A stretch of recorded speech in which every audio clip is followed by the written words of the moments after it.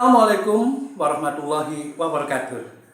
Jumpa kembali dengan Guru Bangsa Channel yang ikut serta dalam mencerdaskan kehidupan bangsa. No hoax, no fitnah, no namimah. Tak ada hoax, tak ada dusta, tak ada fitnah, dan tak ada adu domba. Biasakan nonton channel Guru Bangsa secara lengkap agar tidak gagal paham. Dan kali ini kita sudah tidak lama membahas lirik. Kita sudah lama tidak membahas masalah lirik atau puisi atau syair-syair dari lagu-lagu. Terakhir kita bahas adalah tentang simbol-simbol yang digunakan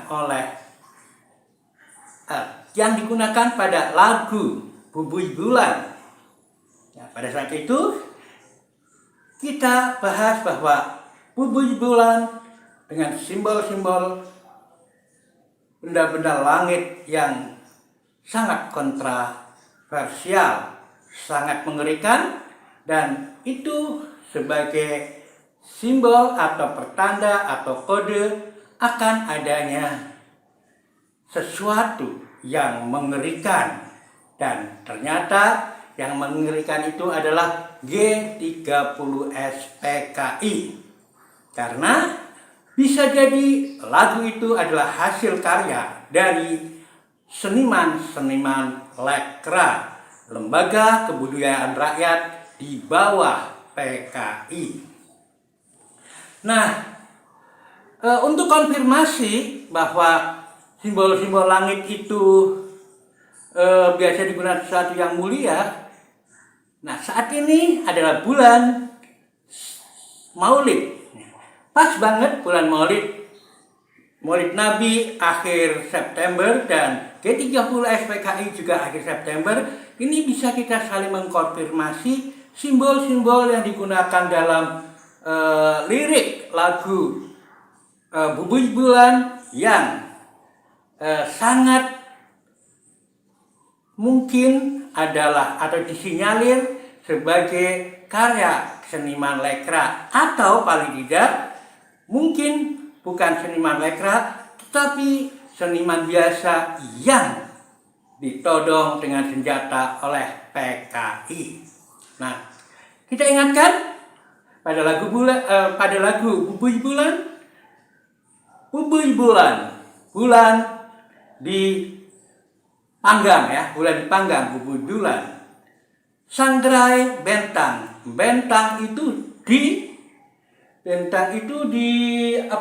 disangrai, digoreng tanpa minyak.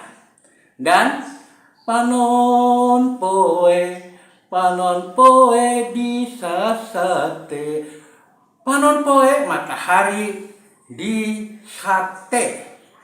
Saat itu saya mengatakan itu simbol-simbol dari bulan bintang adalah Masyumi, partai politik yang paling getol melawan PKI.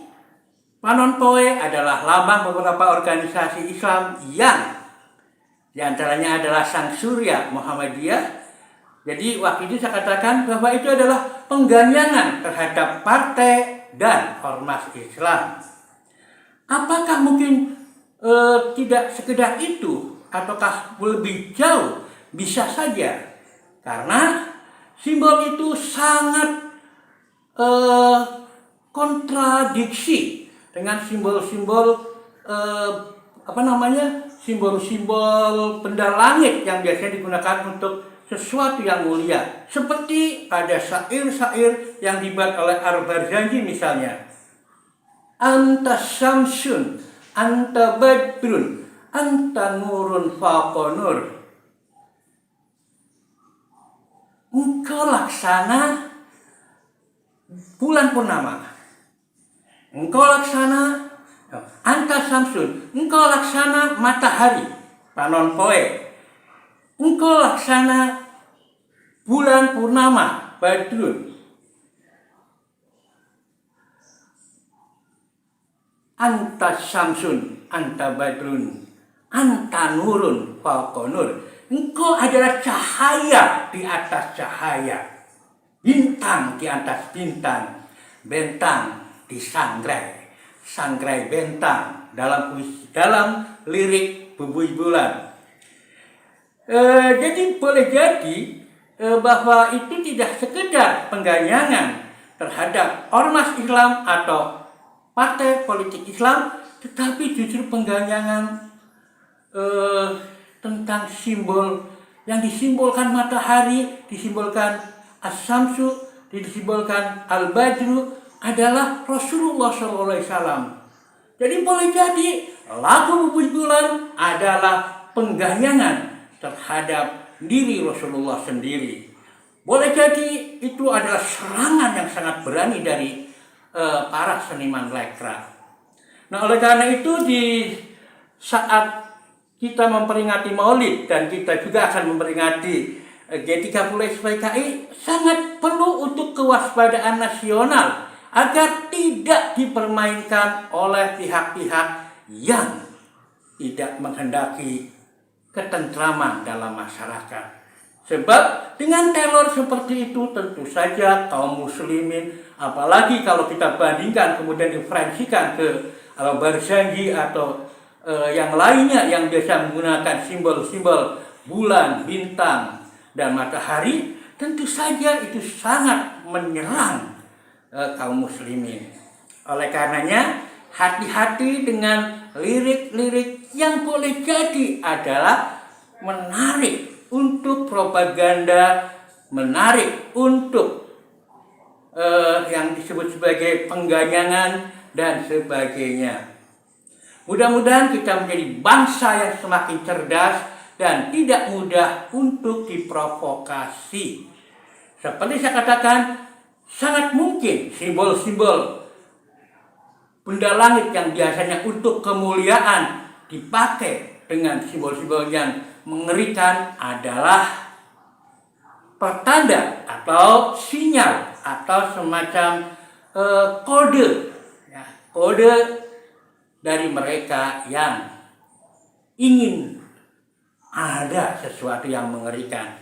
Seperti saya katakan bahwa sejak awal COVID namanya adalah Corona Novel 19.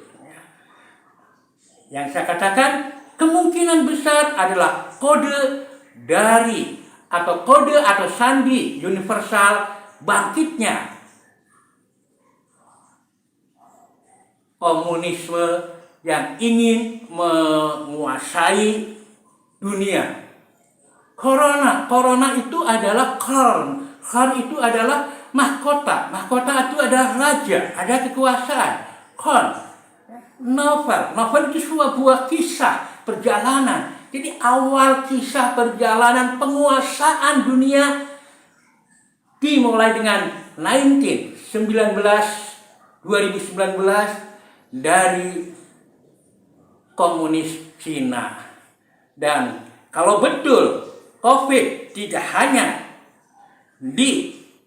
direkayasa oleh Cina, rekayasanya di Cina, biayanya dari Amerika, maka COVID saya katakan sebagai perselingkuhan neokapitalis, neokomunis yang menghasilkan porak-porandanya hancurnya tatanan dunia, dan salah satu korbannya adalah Indonesia dengan sekian hutang yang kemudian muncul dari proses penanganan itu. Padahal sejak awal saya katakan gunakan herbal, dan itu tidak perlu untuk hutang vaksin, hutang obat, dan lain-lainnya. Sebab untuk meningkatkan daya tahan tubuh, not just only vaccination, ya, tidak hanya dengan vaksinasi, banyak cara untuk meningkatkan kekebalan. Dan Indonesia, tadi pagi saya juga sudah ngupload terkait dengan Kaisang yang saya sebut sebagai keras kepala, dan saya sebut sebagai siapa dulu dong bapaknya. dan bapaknya Jokowi juga keras kepala karena kita semua menyarankan untuk tidak berhutang ke Cina, tetapi Jokowi tetap hutang ke Cina. Bahkan dikala COVID sangat nampak bahwa kita sangat tergantung pada Cina, dari alat pelindung diri, APD, keamanan, APK, kemudian juga vaksin, obat-obatan, dan sebagainya. Nah, ini yang sesuatu yang tentu saja saling terkait, dan di akhir September 2023 di mana juga akan muncul peringatan G30 SPKI dan juga Maulid Nabi, kita harus mengkomparkan betul-betul ya, idiom-idiom yang digunakan yang mungkin itu adalah mendiskreditkan Nabi suci kita, Nabi besar Muhammad Shallallahu Alaihi Wasallam. Karena bulan dipanggang, bintang disangrai, panon poe disasate, panon poe disate. Sedangkan Rasul dilambangkan sejak dulu dengan anta samsun, anta badrun, anta nurun, fauqa nur, anta isilu wa kholi, anta misbahus suduri. Engkaulah permata hatiku, engkaulah pelita hatiku. Al-misbah, pelita, al-misbahus sujajah. Ya, itu terkait dengan surat itu. Ya. Jadi sekali lagi mari kita cerdas-cerdas dan hidupkan konektivitas kita, ya, daya konektivitas kita dalam mencerna suatu masalah, dalam mencerna suatu fenomena. Tidak sekedar kita lurus dengan logika linier, kalau bla bla bla maka bla bla bla, tetapi gunakanlah daya konektivitas kita sehingga akan tercipta daya pikir, pola pikir holistik ala Darwono. Ya, karena kalau hanya dengan pola pikir kreatif ala De Bono, bisa kreatif negatif, licik, bisa kreatif positif, yang disebut cerdik. Nah, inilah sesuatu yang harus mestinya kita perhatikan, dan kita harus kembangkan daya-daya nalar dari tingkat kreatif menuju tingkat holistik. Mudah-mudahan calon presiden kita, presiden terpilih nantinya adalah presiden yang punya pemikiran holistik. Saya sangat salut dengan pemikiran Anies Baswedan yang selalu pemikirannya holistik. Contoh yang paling nyata dan tidak ditangkap oleh mereka yang hanya berpikir ala mandor, ala tukang hammer, yakni pemikiran holistik Anies Baswedan terkait dengan pengendalian banjir. Betul bahwa secara siklus hidrologi apa yang dilakukan oleh Anies Baswedan adalah sesuatu yang paling tepat. Air tidak dibuang ke laut, tapi diserap untuk reservoir saat-saat kekeringan. Dan juga penyeimbangan uap air itu yang menguap akan merangkap kotoran-kotoran yang ada. Dan ditinggal Anies, Jakarta asapnya luar biasa. Sungguh sangat menyedihkan. Demikian, billahi taufiq wal hidayah. Assalamualaikum warahmatullahi wabarakatuh.